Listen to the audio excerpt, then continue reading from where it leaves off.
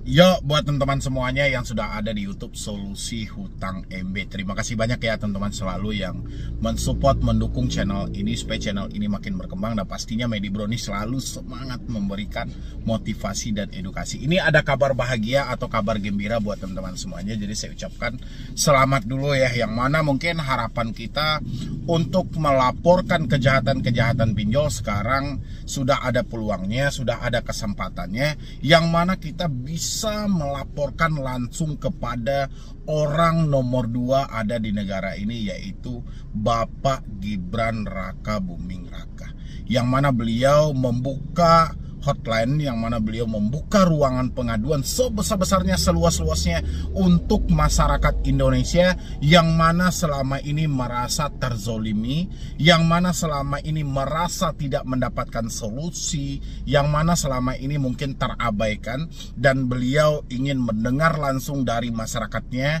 dan beliau ingin mendengar langsung dari rakyatnya, seperti apa rakyat ini menjerit di bawah, seperti apa rakyat ini tertekan di bawah. Dan juga beliau juga membuka secara pengaduan secara tatap muka langsung di hari Senin sampai dengan hari Jumat, langsung datang ke Istana Wakil Presiden ya. Itu buat teman-teman yang mau melaporkan langsung tentang kejahatan-kejahatan yang Anda temukan di Indonesia ini. Terutama yang kita bahas ini adalah masalah pinjaman online yang legal, terverifikasi, terdaftar, ada di Otoritas Jasa Keuangan. Kalau misalnya masih bertindak tidak sesuai dengan aturan yang berlaku, berkumpullah kalian yang berada di wilayah Jabotabek atau seluruh Indonesia kalau mau juga boleh, datang bersama-sama ke Istana Wakil Presiden mulai dari hari Senin sampai dengan Jumat jam 8 pagi sampai jam 2 siang. Ini luar biasa loh. Ini harapan yang mana mungkin selama ini kita pengen ada satu wadah yang benar-benar bisa menampung keluh kesah kita, terutama untuk pinjaman online. Dan hari ini diwujudkan oleh Wakil Presiden kita sendiri gitu. Ini pencapaian yang luar biasa, dan ini belum ada pernah terjadi yang mana Wakil Presiden yang langsung memasang nomor handphone dia untuk masyarakat yang mau melaporkan, silahkan gitu loh. Jadi benar-benar ini terbuka karena ini menuju Indonesia Emas 2045. Ini luar biasa ya apresiasinya. Di sini Anda bisa lihat ya, saya sudah pajang di sini lapor Mas Wapres ya. Pengaduan langsung datang ke Istana Wakil Presiden Senin sampai dengan Jumat jam 8 sampai jam 2 siang. Kontak ke WhatsApp 0811 1704 2207. Alamat Istana Wakil Presiden RI, Jalan Kebun Siri nomor 14, Jakarta Pusat. Wow, luar biasa ini ya. Jadi sudah saatnya buat teman-teman semuanya, terutama yang mengalami telat bayar di pinjol-pinjol legal, 97 pinjol legal yang ada di OJK. Siapa yang ingin pinjol-pinjol ini kita basmi, laporkan segera apa tindakan-tindakan yang mereka lakukan selama ini, dan bagaimana juga sikap OJK melalui Asosiasi Fintech Penanam Bersama Indonesia dan pejabat-pejabat lainnya tentang menanggapi keluh kesah Anda. Anda laporkan semuanya kepada Wakil Presiden, biar Indonesia ini bisa tenang, Indonesia ini bisa damai kembali, sejahtera kembali, makmur kembali keadaan masyarakatnya, tanpa dibebani dengan bunga tinggi ya, penagihan yang tidak ada otak sama sekali ya kan, entah debt collector dari mana yang dia sewa gitu loh,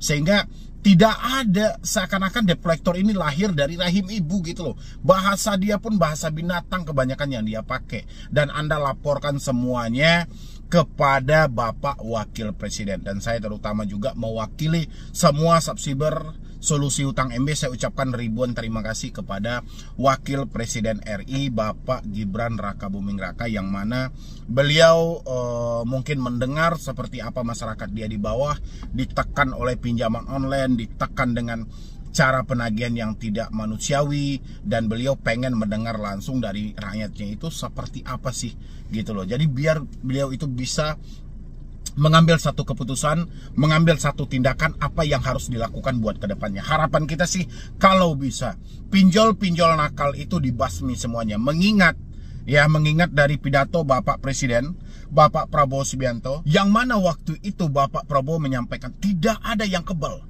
Sama semuanya. Jadi kalau misalnya kita temukan ada yang sengaja menutup-nutupi atau sengaja tidak bisa patuh, kita copot. Coba diselidiki, itu orang-orang OJK itu seakan-akan tidak ada yang patuh gitu loh. Begitu mereka menerbitkan aturan dari pinjol, habis itu pinjolnya melanggar, itu tidak ditelusuri oleh OJK. Jadi OJK benar, OJK bilangin OJK selalu mengawasi kok, pinjamlah ke pinjol yang telah terawasi. Benar, OJK hanya mengawasi. Tapi ketika OJK mengawasi dan OJK menemukan ada beberapa hal yang menyimpang, ya OJK sebatas mengawasi tapi tidak mengambil tindakan. Seakan-akan terjadilah pinjol-pinjol legal yang melakukan tindakan-tindakan yang tidak sesuai dengan aturan ini, sepertinya mereka sudah kebal. Mereka tidak peduli dengan aturan apapun karena OJK-nya membiarkan hal ini terjadi. Dan inilah harapan kita untuk Bapak Presiden dan Wakil Presiden, mudah-mudahan dengan menampung aspirasi dari masyarakat, menampung semua keluh kesah dari masyarakat, mudah-mudahan kita mendapatkan Indonesia yang benar-benar makmur, Indonesia yang benar-benar sejahtera. Tidak ada lagi masyarakat yang dibebankan dengan hutang-hutang dengan bunga tinggi.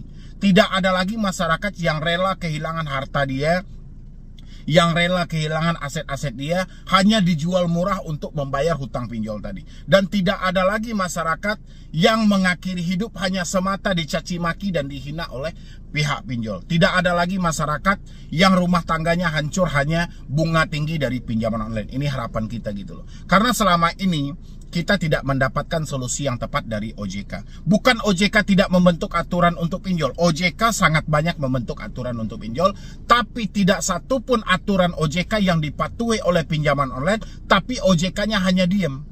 OJK tidak action sama sekali, OJK tidak melakukan tindakan sama sekali, kecuali ada satu kasus yang viral, baru OJK-nya muncul. Tapi ketika kasusnya itu tidak viral, OJK-nya tidak mau tahu. Jadi masyarakat ini hanya dianggap sampah ketika melaporkan kepada OJK. Adapun tindakan-tindakan kejahatan dari pinjol-pinjol legal ini dilaporkan, OJK seakan lempar-lempar sana-sini gitu loh. Dari sini dilempar ke sini, dari sini dilempar ke sini. Seakan-akan OJK mau lepas tangan. OJK pura-pura buta, OJK pura-pura tidak tahu, pura-pura tidak mendengar. Padahal OJK lah semua pemain inti dan sutradara dari penyajian pinjaman online yang mana ini masih dikategorikan dengan produk gagal.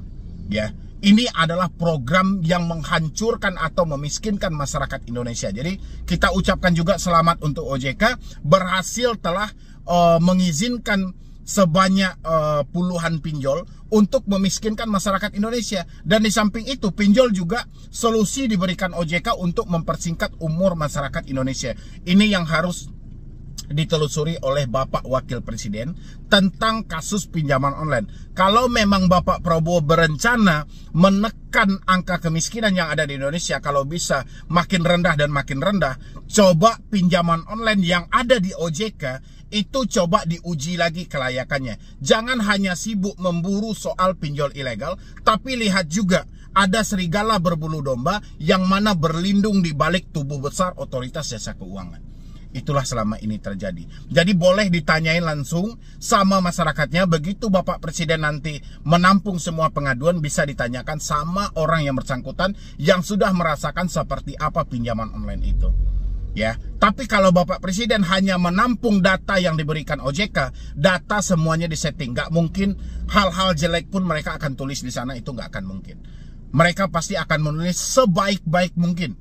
Ya, yang jelas Bapak Wakil Presiden dan Bapak Presiden Prabowo, kami ucapkan ribuan terima kasih. Mudah-mudahan dengan dibukanya ruangan pengaduan seperti ini, Bapak Wakil Presiden dan Presiden juga mengetahui di sisi-sisi mana masyarakat yang selalu dimiskinkan, sehingga angka kemiskinan di Indonesia itu selalu meningkat. Walaupun kita sudah era digitalisasi, tapi digital ini menghancurkan masyarakat Indonesia karena masyarakat Indonesia masih kekurangan literasi, sementara digitalnya sudah masuk semuanya. Ya, digitalisasi sudah menguasai Indonesia, masyarakat Indonesia masih belum paham sehingga kagetan gitu loh.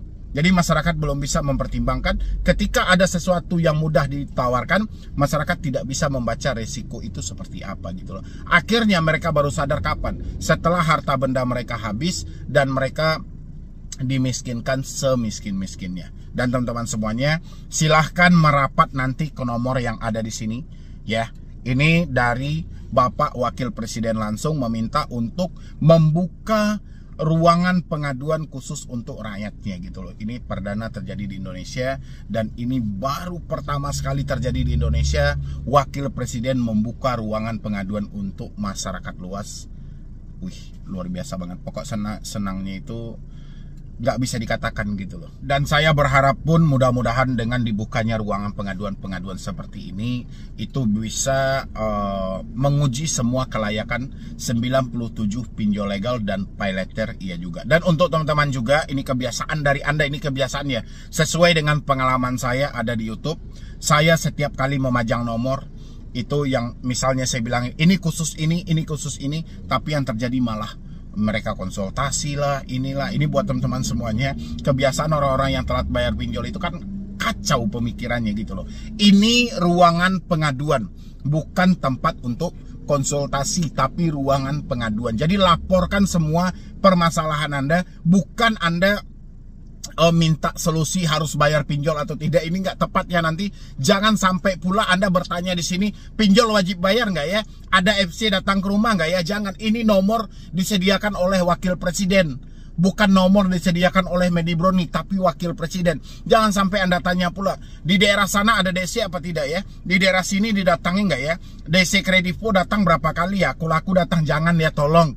Buat teman-teman semuanya, tolong. Yang SDM rendah, tolong pahami dulu.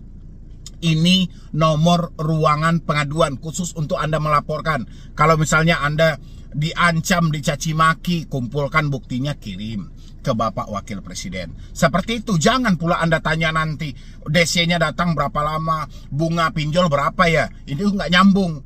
Saya yakin pasti kalau nomor-nomor seperti ini sudah ada, itu akan banyak pertanyaan-pertanyaan yang nggak nyambung. Nanti kalau banyak orang yang chat nggak nyambung, akhirnya Bapak Wakil Presiden menutup ruangan pengaduan itu. Ya, jadi kalau Anda tidak mengerti tentang pengaduan itu, nggak usah ikut-ikutan gitu loh.